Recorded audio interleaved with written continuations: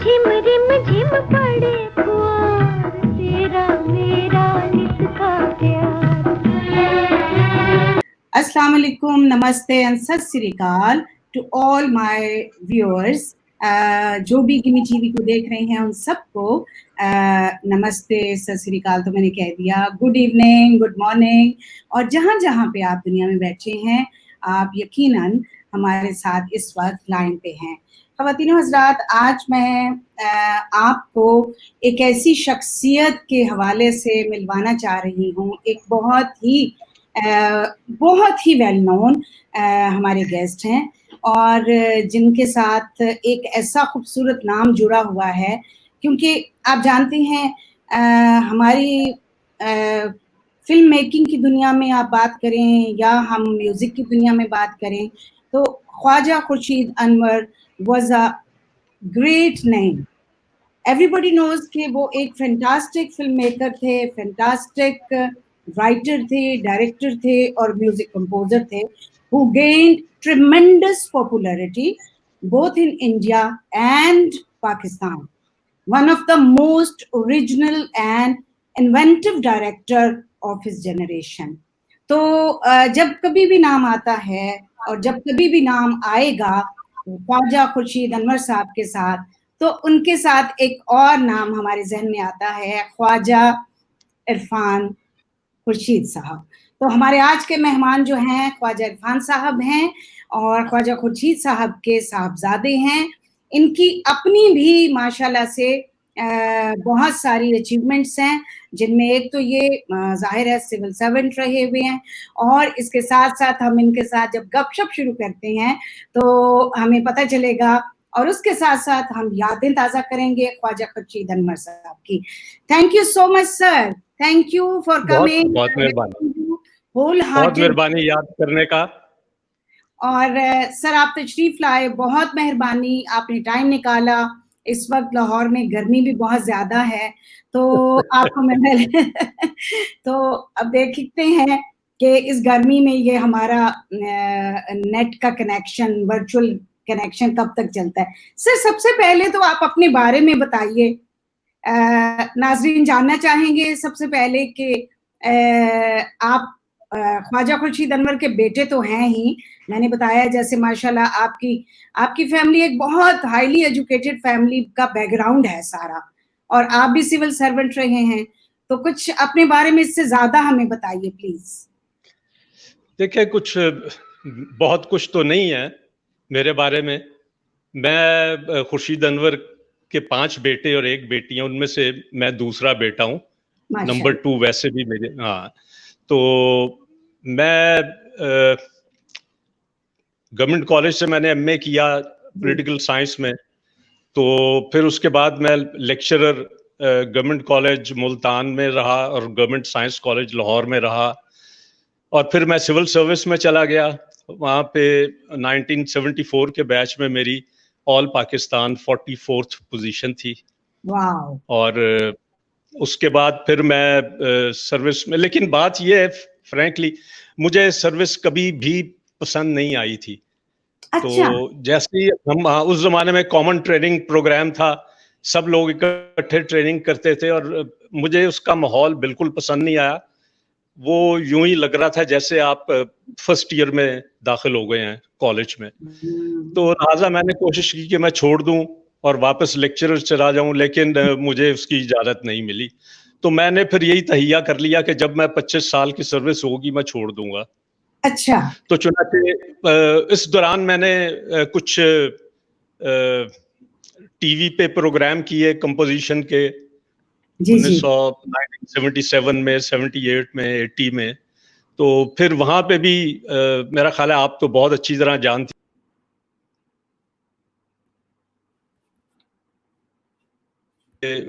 एक तरह की पाबंदियां हैं। तो इन सारी चीजों को मद्देनजर रखते हुए मुझे दोबारा हिम्मत ना पड़ी जाने की, लेकिन मैं अपने वालिद साहब के साथ काफी रहा, कम से कम आखिरी 14-15 साल। एमए मैंने जब 1970 में किया, तब से लेके तो 1984 जब वो फौत हुए, तो मैं ही उनके साथ ज्यादा होता था, क्योंकि क्योंकि बाकी भाई या तो छोटे थे या पाकिस्तान से थे। जी तो फिर हमारी बहुत ज्यादा डिस्कशन होती थी म्यूजिक के बारे में, खास तौर पे फिल्म म्यूजिक के बारे में, क्योंकि सही क्लासिकल म्यूजिक का मुझे ट्रेनिंग नहीं थी, तो सही लिहाजा मैं क्लासिकल म्यूजिक के बारे में नहीं जानता था इतना। अच्छा लेकिन मेरे वालिद मेरी फिल्म म्यूजिक के एनालिसिस के बारे में बहुत ज्यादा यानी खुश थे, और वो मुझे बहुत अच्छा फिल्म म्यूजिक क्रिटिक समझते थे। और अपने गाने जब उन दिनों में उन्होंने 3-4 फिल्में की तो काफी मेरे साथ डिस्कशन होती थी, और मेरा पॉइंट ऑफ व्यू वो जरूर पूछते थे और उसे वक़्त भी देते थे। मैंने ये भी देखा 1-2 दफा। खास तौर पे तरन्नुम नाज ने जब गाना शुरू किया था 1981 की बात है, जी तो उसने कुछ उस दौरान अब्बा जान की आखिरी फिल्म थी, जो उन्होंने पहले ही कह दिया था कि मैंने इसके बाद म्यूजिक नहीं देना, वो थी पंजाबी फिल्म मिर्जा जट। ठीक तो उसके लिए उन्होंने 2-3 गाने महनाज से किए, जी एक आध की रिकॉर्डिंग पे मैं भी गया। तो उन्होंने एक गाना रिकॉर्ड किया, उस दिन मैं नहीं था रिकॉर्डिंग पे, वो महनाज और एक और कोई सिंगर थी और एक गुलाम अब्बास। तो वो उसका कुछ ऐसे बनता था, वो गाने बच्चे गाते थे और फिर उसी में ही फिर वो टाइम गुजरता था तो वो मिर्जा साहिबा बड़े हो जाते थे। ठीक है तो सही अगले दिन रिकॉर्डिंग के उन्होंने मुझे वो गाना सुनाया, तो मुझे कहते हैं ये कैसा है? मैंने कहा ये एक तो महनाज है, एक गुलाम अब्बास है, ये बीच में एक और आवाज भी है जो बचपन के मिर्जा की आवाज में है। सही कहते हैं ये उस जमाने में तरन्नुम नाज लैला के नाम से गाती थी। ठीक है कहने लगे ये नाज लैला है। मैंने कहा ये तो बहुत अच्छा गाती है और उसका पंजाबी तलफ़ुज़ बहुत अच्छा है, और मनाज की निस्बत, गो के मनाज अच्छी सिंगर है, no doubt about that, but her pronunciation being अहले जुबान of Lucknow was not perfect Punjabi, उनका जो तलफ़ुज़ था। तो मैंने कहा आप ये जो नाज लैला है इससे गवाएं। तो उसका नतीजा ये हुआ कि बाकी 4 गाने फिर तरन्नुम नाज ने गाए और बहुत अच्छे गाए। और इस तरह से वो फिल्म, फिर उसके अलावा और काफी काम हम इकट्ठे, यानी मैं उन ऑब्जर्वर के तौर पे उन्हें देखता था करते, तो इस तरह से काफी टाइम गुजरा वो मेरा, और बहुत ज्यादा मुझे उसमें फायदेमंद रहा मेरे लिए। बिल्कुल सर, वो तो जाहिर है आपके वालिद साहब थे और जो उनका नाम है, लेकिन हम अब उनकी यादें आपके थ्रू जब शेयर करेंगे तो हमारे लिए भी आप बहुत ही मौजूद हैं, और इसमें कोई शक नहीं कि जो आपने उनके साथ आखिरी टाइम गुजारा, तो उसमें अगर ये कहा जाए कि उन्होंने आपको एक्चुअली अपना क्रिटिक और अपना जैसे बाद में भी आपने म्यूजिक में बहुत सारे शोज आपने उनके म्यूजिक के हवाले से मैंने देखा है, जो आपने किए पीटीवी में भी, बाकी भी बेतहाशा। तो मेरा ख्याल है कि अगर हम शुरू करें, अगर आप हमें बता सकें ख्वाजा खुर्शीद साहब के कुछ इब्तदाई दौर की यादें, तो मेरा ख्याल है नाजरीन एक दफा दोबारा से उनसे मिल पाएंगे, और फिर आपके थ्रू मिल पाएंगे तो ज्यादा अच्छा लगेगा। Thank you. देखिए, इब्तदाई अगर आप इंडिया की करें तो वो तो मेरी पैदाइश से बहुत पहले की बात है। 1941 में वो उन्होंने पहली फिल्म का म्यूजिक दिया जो पंजाबी थी, कुड़माई, और उसमें पहली दफा उसमें पंजाबी गाने उन्होंने गवाए राजकुमारी से, जिसकी पंजाबी जुबान नहीं थी, वो तो गुजराती थी। तो लेकिन उसने पहली बार पंजाबी गाने गाए और बहुत अच्छे गाए थे। और उसके अलावा जीएम दुरानी ने भी गाए उनके गाने, और जो उनकी पहली हिंदी या उर्दू फिल्म कहें तो वो इशारा थी 1943 की, उसका म्यूजिक बहुत पॉपुलर हुआ था, और फिल्म भी बहुत कामयाब रही थी क्योंकि वो ऑल इंडिया की फिल्म थी। उसमें हीरो पृथ्वीराज थे, और सुरैया की एज एडल्ट वो पहली फिल्म थी। और वो अच्छा। पहली फिल्म, उससे पहले वो प्लेबैक करती थी या बच्चों के रोल उसने कुछ किए थे। तो हम्म, इशारा में वो मेरा ख्याल है 14 साल की थी जब उसे एडल्ट रोल मिला पहली दफा। और उसने उसमें पहले उसने जो गाने रिकॉर्ड किए थे नौशाद साहब के साथ, वो प्लेबैक थे। लेकिन इशारा में पहली बार उसने अपने ऊपर गाना गाया, यानी प्लेबैक अपने लिए किया। और फिर आइंदा उसने ख्वाजा साहब के साथ कुछ 13-14 गाने किए, दो परवाना और सिंघार, तो और फिल्में बनाई। और वो ख्वाजा साहब को वो अपना सबसे पसंदीदा म्यूजिक डायरेक्टर कहती थी मरते दम तक। ठीक। और बहुत अच्छी उसकी यानी यादें थी अब्बा जान के साथ। और एक हमारे जो दोस्त हैं सुल्तान अरशद साहब, जी वो जो बॉम्बे 10 साल रहे पीआईए के स्टेशन डायरेक्टर, जी जी। उन्होंने एक उसकी बातचीत रिकॉर्ड की थी उसके घर, अच्छा। जिसमें अनिल विश्वास भी थे। ये 1990 या 91 की या 92 की टेप है वो। तो वो सही। उन्होंने मुझे भेजी थी, 5 या 7 मिनट की वो रिकॉर्डिंग है। उसमें उसने मेरा ख्याल है इतनी तारीफ की है ख्वाजा साहब की कि वाकई वो लगता है कि वो उनसे बहुत ज्यादा मुतासिर थी। और उनके म्यूजिक की, उनकी पर्सनैलिटी की उसने बातें कही। और बहुत वो मैं लिंक आपको भेज दूंगा, अगर जी आप जी अपने प्रोग्राम में सुनाना जी चाहें तो आप बेशक उसमें सुना दें। जी, तो जरूर। वो लिंक भी मैं आपको भेज दूंगा किसी वक्त। श्योर। तो जी जी जी जी, आप बात प्लीज पूरी कीजिए जी। हाँ, उसके बाद उनकी एक और फिल्म थी 1944 में, परख। हाँ वो जी। भी बहुत मशहूर हुई, बहुत चली, उसके गाने भी बहुत अच्छे थे। और इंसिडेंटली उसी फिल्म पे सीन बाय सीन पाकिस्तान में, अगर आपने देखी हो शिकवा, वो उसी पे बनी थी फिल्म सारी, सही। पूरी scene to scene Hasan Tariq ने उस पे बनाई थी। और फिर उन्होंने 1947 में उनकी जो फिल्म थी उसकी सहगल की आखिरी परवाना, वो रिलीज हुई। और उसकी रिलीज के बाद वो पाकिस्तान आ गए ना, पाकिस्तान अभी तकसीम तो नहीं हुआ था हिंदुस्तान, तो वो लाहौर आ गए। तो उस दौरान फिर तकसीम हो गया मुल्क और वो पाकिस्तान में रह गए। लेकिन 1948 में उनके दोस्त थे जो मशहूर डायरेक्टर जेके नंदा, उन्होंने उन्हें कहा कि भाई आप बॉम्बे आए और मेरी फिल्म का म्यूजिक दें। तो ये वहां पे चले गए और वो फिल्म थी सिंघार। ये 1948 जुलाई में इसका मुहूर्त हुआ था। और इसका इंसिडेंटली इसमें ये था कि ख्वाजा साहब से पहले, क्योंकि ख्वाजा साहब बॉम्बे में नहीं थे, तो प्रोड्यूसर ने, जो को प्रोड्यूसर था हालिया, उसने एसटी बर्मन को लिया था म्यूजिक डायरेक्टर। ठीक है। तो नंदा ने उसके कोई पसंद नहीं किया, तो फिर दूसरा म्यूजिक डायरेक्टर उन्होंने लिया श्याम सुंदर, वो भी पसंद नहीं किया नंदा ने। तो फिर ख्वाजा साहब को बुलाया, क्योंकि ख्वाजा साहब के साथ वो पहले 2-3 फिल्में बना चुका था। जी जी।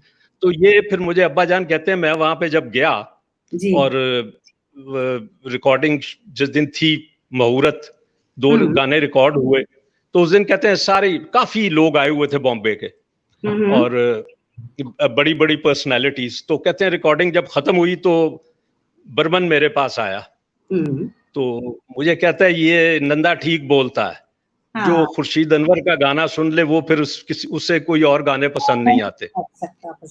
और इसमें इंसिडेंटली ये था कि बर्मन को 6,000 रुपए पे वो फिल्म पे साइन किया गया था। अच्छा। जबकि ख्वाजा साहब को उस फिल्म के 15,000 रुपए दिए थे। अच्छा। और ये ब्लैक एंड व्हाइट में मेरे पास लेटर मौजूद है, जो ख्वाजा साहब ने बॉम्बे से 1948 में अपने कजन को लाहौर में लिखा था। अच्छा। कि ये फिल्म है। अच्छा, उसमें मजे की बात ये है कि नंदा ने तब तक अभी स्टोरी भी नहीं लिखी हुई थी और एक बस कास्ट अनाउंस की थी, और उस कास्ट में था पृथ्वीराज, सुरैया। अच्छा। तो लेकिन बाद में फिर वो सारा कुछ चेंज करना पड़ा, स्टोरी लिखी, तो फिर उसका हीरो हो गया जयराज। अच्छा। और सुरैया और मधुबाला। तो मधुबाला की ये दूसरी फिल्म थी। 1948 में बन रही थी, उसका मतलब था वो 14-15 साल की थी उस वक्त। इतनी हो गई जी।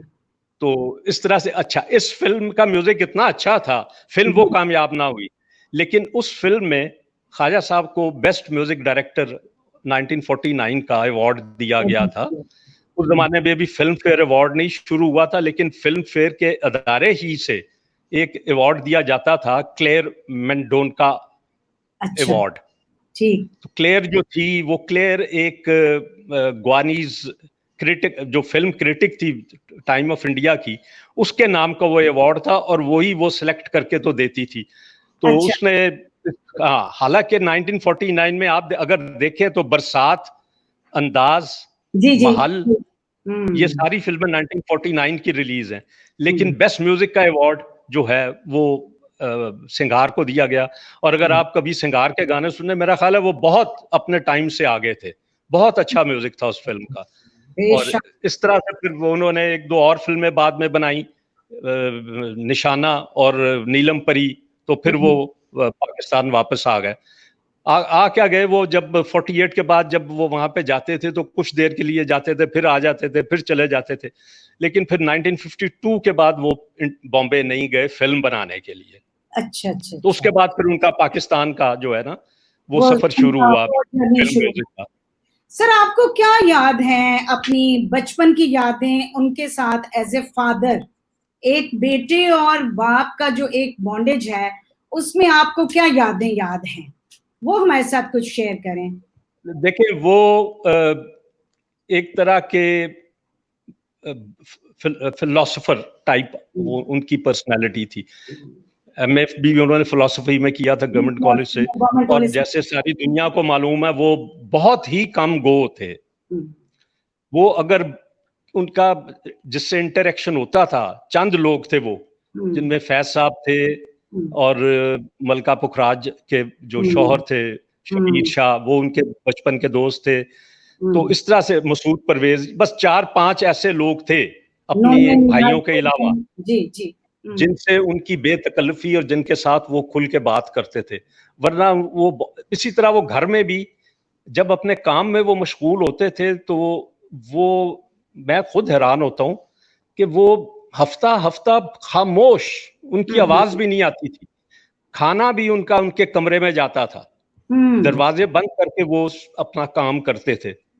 और वो बाकी जैसे आम म्यूजिक डायरेक्टर करते हैं कि वो साथ वो हारमोनियम और तबला और दूसरे साज और वहां पे ट्यून बन रही है, इनकी सब कुछ जो था ये अपने ख्याल में ट्यून बनाते थे, और फिर जब वो मुकम्मल हो जाती थी तो फिर उसकी रेसल शुरू करते थे वो उसकी। अच्छा, अब इसमें एक बड़ी इंटरेस्टिंग चीज ये है, क्योंकि ऑब्वियसली हमारे जो पब्लिक है जनरली, वो उन्हें इतना ज्यादा तो इल्म नहीं कि म्यूजिक जो क्लासिकल है या क्या, जो म्यूजिक है वो असल में क्या है। उन्हें तो एंड रिजल्ट नजर आता है गाने का। जी बिल्कुल सही। इसमें ख्वाजा साहब के बारे में बहुत ज्यादा लिखा जाता है और लोग भी बोलते हैं कि जी वो कोई साज नहीं बजा सकते थे।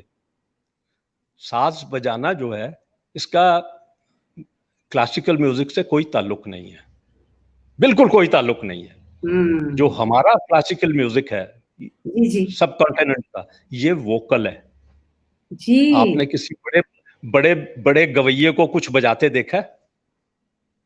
जब वो गाता है तो वो गाता है, ज्यादा से ज्यादा वो सुरमंडल हाथ में ले लेता है, वरना वो कुछ नहीं रखता अपने आप। वो ये सारी चीजें गाने से गाई जाती हैं, गले से निकलती हैं आवाजें।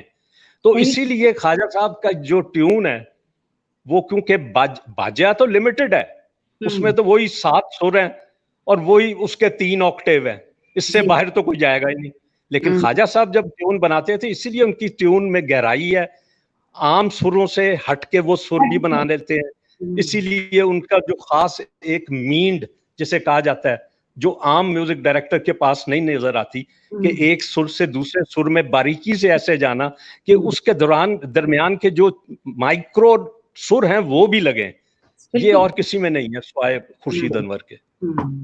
तभी तो खुर्शीद अनवर का ही नाम है, खुर्शीद अनवर एक ही हैं। सर वो जो आपने जैसे बताया अभी के क्लासिकल म्यूजिक का, तो उनकी क्लासिकल राग की कुछ उन्होंने कंपाइल भी किया था, तो वो जो कैसेट्स या डीवीडी वो आपके पास मौजूद हैं? वो तो कमर्शियली हैं, वो तो इस वक्त सारी दुनिया में जहां से आप मर्जी उसे खरीद सकते हैं, डाउनलोड कर सकते हैं और सुन सकते हैं फ्री में भी, वो तो हर जगह मौजूद है। वो प्रोड्यूस उन्होंने किए थे और इशू वो EMI पाकिस्तान ने किए थे, और उसकी बैक पे Pakistan national council of arts था, उसका बाकायदा एग्रीमेंट हुआ था, उसमें ख्वाजा साहब का 20% रॉयल्टी में हिस्सा रखा गया था, और ख्वाजा साहब और EMI के दरमियान ये कॉन्ट्रैक्ट था, और इस पे एज विटनेस फैज अहमद फैज साहब के साइन हुए हैं। अच्छा। ये मेरे पास ओरिजिनल मौजूद है। अच्छा अच्छा सर, हम बात जब करते हैं ख्वाजा खुर्शीद साहब की, तो किसी भी तरह से हम फैज साहब को उनसे अलग नहीं कर सकते, क्योंकि उनकी आप देखें दोस्ती, प्यार और सब कुछ, बल्कि ये कहा जाता है और आप इस बात को की तरदीद भी करेंगे कि जिस वक्त ख्वाजा खुर्शीद अनवर साहब बीमार थे, तो उनको फैज साहब जब मिलने के लिए आए तो उन्होंने कहा, ओ भज्जे हूं मैं जा रहा है, ते मैं तेरा उस पास से इंतजार करांगा कि तू किते बोर ना हो जाए, और उसके 2 माह बाद फैज साहब की डेथ हुई। तो कुछ यादें फैज साहब की और कुछ यादें ख्वाजा साहब की, आपके वालिद की, फैज साहब की यादें कुछ हमारे साथ शेयर कीजिए प्लीज।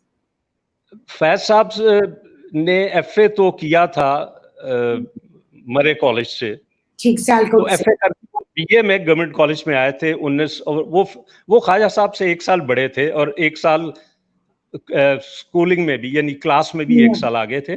तो फैज साहब की ईयर ऑफ बर्थ 1911 है और ख्वाजा साहब का 1912 है। तो फैज साहब 1929 में गवर्नमेंट कॉलेज में आए, तो उसके बाद फिर 1930 से फिर फैज साहब की और ख्वाजा साहब की गहरी दोस्ती हो गई, और वो दोस्ती फिर मरते दम तक दोनों की रही, और उस दौरान बहुत से वाकयात हुए, बहुत अप एंड डाउन हुए, हर तरह के हुए।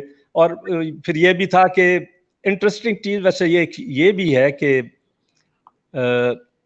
फैज साहब को मैंने शायद 1 या आध दफा घर में आते देखा है, इसी तरह ख्वाजा साहब भी फैज साहब के घर शायद ही 1 आध दफा गए हों। ये दोनों 1962 तक फैज साहब लाहौर में थे, तो ये शाम को, और उन दिनों में फैज साहब लाहौर अलहमरा के डायरेक्टर थे, जी। तो इनको ऑफिस वहीं था, तो ये वहीं पे शाम को सब बैठते थे, 4-5 दोस्त, फैज साहब और खुर्शीद साहब, और कभी तनवीर नकवी और जो फिर बाकी लोग आते थे। तो घर में आना जाना इन दोनों का एक दूसरे के नहीं था। मैंने कहीं पढ़ा है जी में क्या एक उनका वो जो थे हमीद अख्तर, जो हमारे जर्नलिस्ट भी थे और राइटर भी, उन्होंने कहीं लिखा है, क्योंकि फैज साहब ने यानी खुद माना है, और वो इसने अनवर मकसूद ने अपने प्रोग्राम में कहा भी था, वो भी मैं आपको लिंक भेजूंगा। जी प्लीज। उसने कहा कि एक दफा एक अखबार के मैं काम करता था, तो मैंने फैज साहब का इंटरव्यू किया। ठीक। तो मैंने फैज साहब से पूछा कि फैज साहब, दुनिया में करोड़ों लोग आपसे मुतासिर हैं, हाँ जी, और आप इंस्पायर होते हैं, आप किससे मुतासिर हैं? तो कहते हैं मैं खुर्शीद अनवर से मुतासिर हूं। ऐसे लोग बार बार नहीं आते, नहीं पैदा होते। बिल्कुल सही। हाँ, तो ये उन्होंने कहा था। तो इतने वो मुतासिर थे, क्योंकि खुद फैज साहब ने भी अपने कई जगह पे लिखा है कि जब फैज साहब के बाप की डेथ हो गई आई थिंक 1932 में, तो फिर फैज साहब का ख्वाजा साहब की फैमिली के साथ बहुत ज्यादा ताल्लुक हो गया। ठीक। और वो फैज साहब खुद लिखते हैं कि गर्मियों में या तो मैं ख्वाजा साहब के साथ और अपने बड़े भाई जो तुफैल थे उनके साथ मैं कश्मीर चला जाता था, या फिर मैं अपनी बहन के पास लायलपुर जाता था, फैसलाबाद आज का।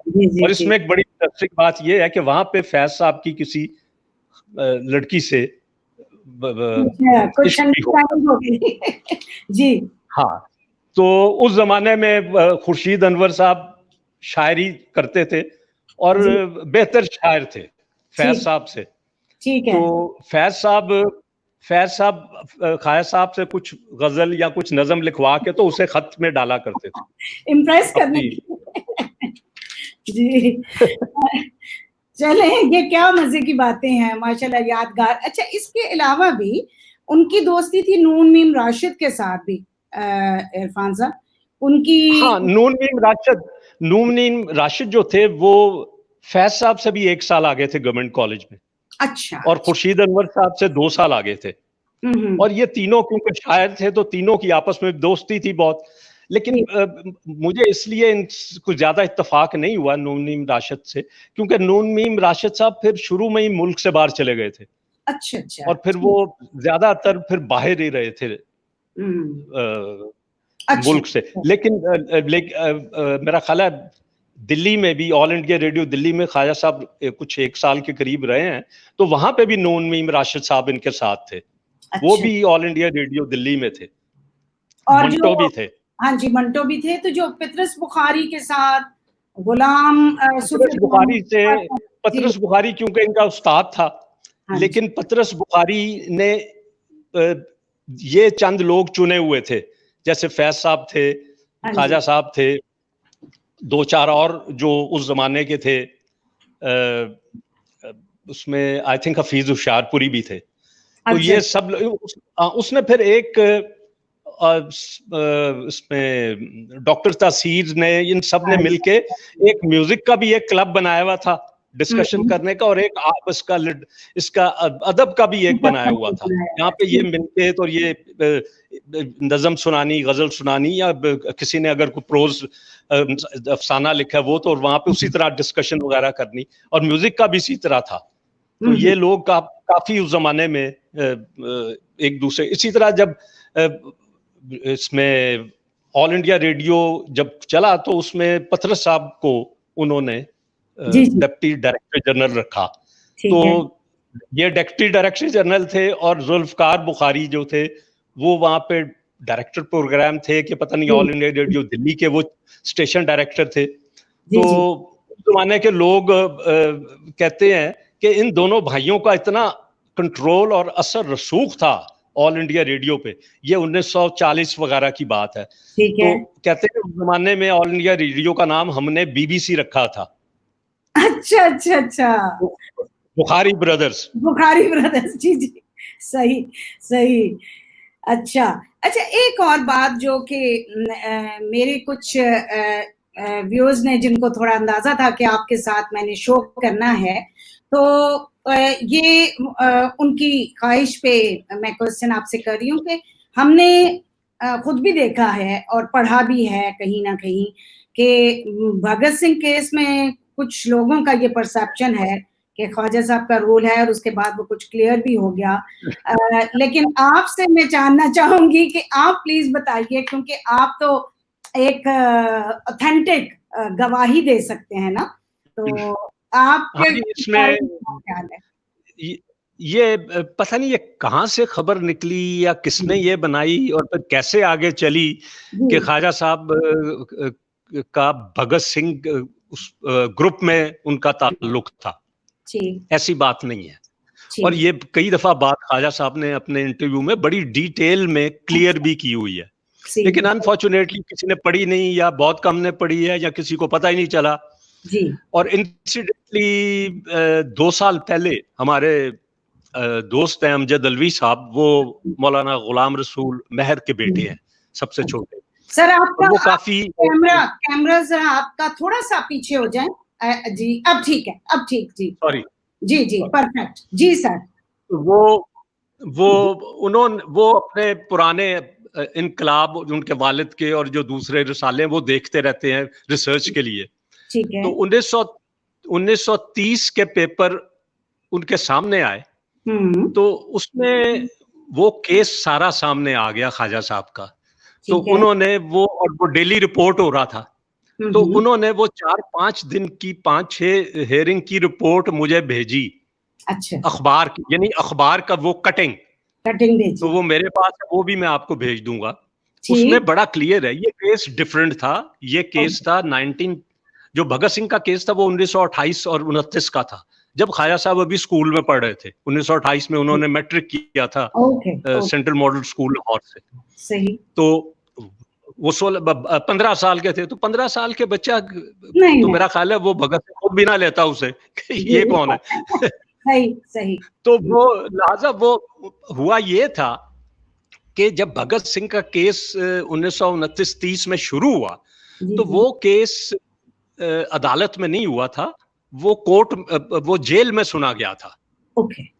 और जेल में ख्वाजा साहब, क्योंकि उस जमाने में तो हर नौजवान इनकलाबी होता है जी। तो ख्वाजा साहब भी इनकलाबी ज़हन रखते थे।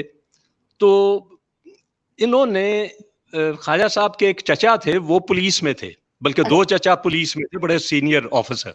सही। तो इन्होंने उनसे वो पास लिया और ये दिल्ली जाके वो केस सुनते थे। अच्छा, ठीक है। अब उसके बाद ये हुआ जो आज तक होता है, जो एक खास तरीका है कि अंडर कवर बन के, पुलिस के बंदे नहीं, अंडर कवर बन के एक ग्रुप बनाया अच्छा। इनकलाबियों का। ओके। गवर्नमेंट कॉलेज में। ओके। और उसमें जो अंडर कवर था वो गवर्नमेंट कॉलेज ही का एमए इकोनॉमिक्स का एक स्टूडेंट था। ठीक है। उसके जरिए इन्होंने एक ग्रुप बनाया, उसे पिस्टल तकसीम किए, उन्हें रावी के उस तरफ जंगल में ले जाके प्रैक्टिस करवाई और उन्होंने कहा कि जी अब हम बम बनाएंगे। तो ख्वाजा साहब गवर्नमेंट कॉलेज की लाइब्रेरी में से पिक्रिक एसिड निकाल के तो वो अपने ग्रुप में लाते थे, देते थे उन्हें। पिक्रिक एसिड यूज होता है एक्सप्लोसिव बनाने के लिए। तो वो फिर लीक हो गई बात, तो किसी और पुलिस ग्रुप ने वो पकड़ लिया। अच्छा। वो पकड़ लिया तो ये सब लोग पकड़े गए। ठीक। और अच्छा, ये फिर सारी अखबार में रिपोर्ट हुआ है और इस केस का नाम है पिक्रिक एसिड केस या लाहौर कॉन्स्पिरेसी केस नंबर 2, कुछ ऐसे है। और सबसे जो अहम बात है ना, मेरे कहने की भी वो नहीं है, यानी मैं भी उतना ऑथेंटिक, अगर आप लीगली देखें तो भगत सिंह का केस रिपोर्टेड है, उसके सारे डॉक्यूमेंट तारीख का हिस्सा हैं और वो सारा कुछ लॉ की किताबों में रिपोर्टेड है, लिखा हुआ है। उसमें सब लिखा हुआ है कि कौन कौन मुजरिम थे, कौन कौन पकड़े गए, अदालत में कैसे प्रोसीडिंग हुई, अदालत ने क्या फैसला किया, वहां पे कौन गवाह पेश हुए, ये सारा कुछ हिस्सा है। और ये कुछ सीक्रेट नहीं है, ये पब्लिक डॉक्यूमेंट है, ये कोई बंदा भी जाके देख सकता है। तो मुझे नहीं समझ आती कि वो लोग किस बुनियाद पे जो है वो एक भगत सिंह के साथ इनकी वो मिला के और फिर जी ये अप्रूवर बन गए, ये हो गया, वो हो गया, वो सारी वो उसका कोई ताल्लुक नहीं है भगत सिंह के साथ उस केस का।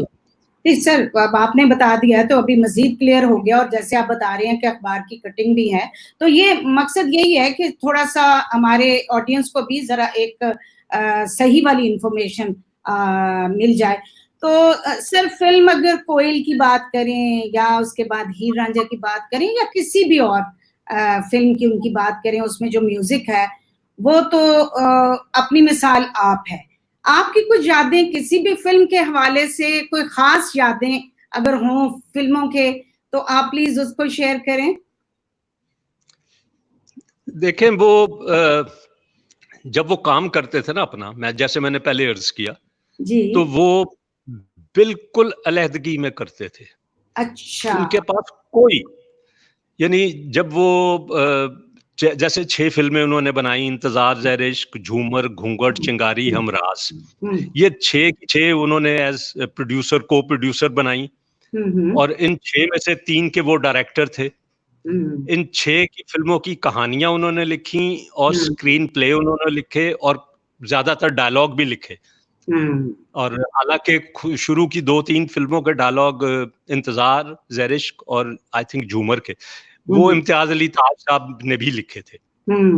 और उसके बाद भी दूसरी फिल्म घूंघट के भी नसीर अनवर ने लिखे थे। लेकिन मैंने क्योंकि देखा ना इन्हें स्क्रिप्ट लिखते हुए, तो जब ये स्क्रिप्ट लिखते थे तो ये उसमें डायलॉग भी लिखते थे।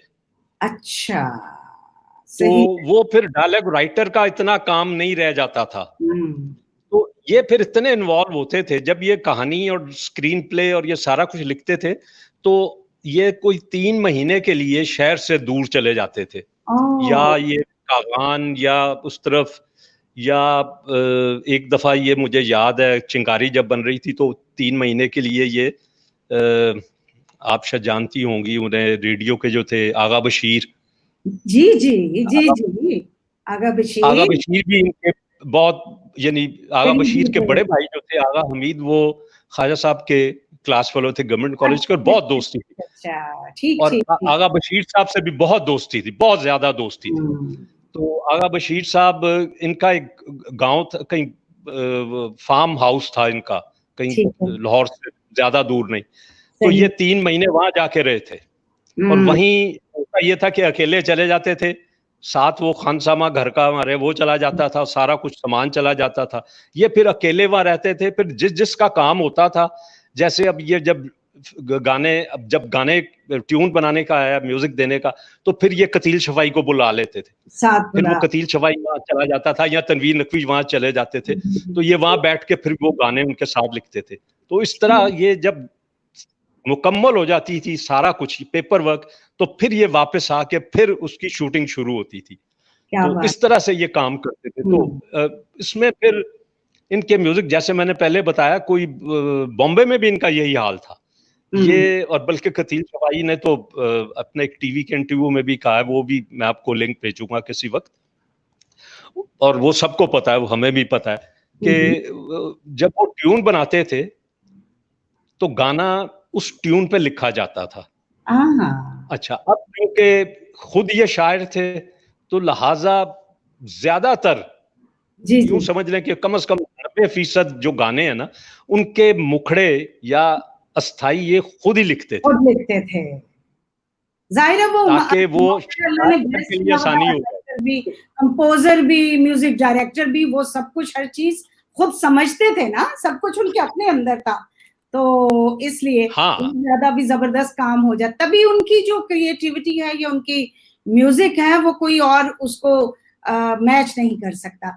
सर हमारे पास आखिरी 2 मिनट हैं, तो मैं चाहूंगी कि आप मुझे कोई पार्टिंग मैसेज और म्यूजिक के हवाले से जो न्यू जनरेशन सीखना चाह रही है, सीख रही है, उनको आप क्या एडवाइस करेंगे? देखिए, हमारा जो म्यूजिक है सब कॉन्टिनेंट का ही आप ले लें, ये मेलोडी है, और मेलोडी के बगैर जो है वो कोई चीज, कोई धुन वो दिल में नहीं उतर सकती। मेलोडी एक ही एलिमेंट है किसी गाने में जो आपके दिल में उतरता है। जैसे आजकल जो गाने गाए जा रहे हैं, ये मेलोडी इनमें नहीं है।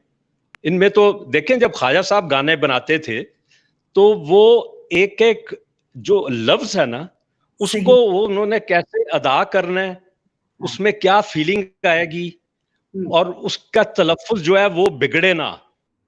जैसे एक बड़ा वो मिसाल दिया करते थे, कहते हैं देखें कितना मशहूर है, लप पे आती है दुआ बन के तमन्ना मेरी, जिंदगी सूरत हो, जिंदगी क्या है, जिंदगी शम्मा की, जिंदगी शम्मा की सूरत हो। वो कहते हैं शम्मा तो कोई लफ्ज नहीं है, शमा शम्मा, हाँ शम्मा कोई लफ्ज नहीं। यानी वो इतनी बारीकी से ट्यून बनाते थे। तो अब आप देखें, जब आप कोई आजकल के गाने सुने तो आप उन्हें बोल के साथ देखें ना, बोल वो क्या कैसे गा रहे हैं, बोल से मतलब अदा होता है, वो जो लफ्ज है उसका मतलब अदा होता है, वो मैच करता है, वो जो मेलोडी है उसके साथ, बिल्कुल नहीं करती। अब उनकी ऐसी ऐसी चीजें थी, जैसे जब वो दूर का लफ्ज लाते थे तो उसमें दूर को जरा खींचते थे, यानी दूरी का एलिमेंट उसमें है, ठंड का है या गहराई का है, तो वो लफ्ज भी उसी तरह गिरता था। तो ये मेलोडी है। मेलोडी के बगैर कोई म्यूजिक नहीं है, कोई म्यूजिक मेलोडी के बगैर नहीं है। ये इंस्ट्रूमेंटल हो सकता है, लेकिन मेलोडी हमारा म्यूजिक ही मेलोडी है, हमारा म्यूजिक अल्फाज है, सुर हैं, उसके बगैर हमारा म्यूजिक नहीं चल रहा। इसी तरह आप देख लें कितने लोग आए हैं, कौन से गाने याद हैं किसी को याद है किसी को ये जो पिछले 50 साल के गाने? क्यों नहीं याद? उसकी वजह यही है कि ये चीजें सारी खत्म हो गई। सही कह, इंडिया में भी यही हाल है, पाकिस्तान में भी यही हाल है।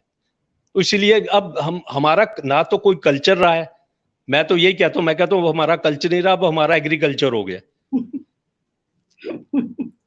आपकी बातें इतनी सच्ची बातें माशाल्लाह, और I am really grateful sir, I am really grateful.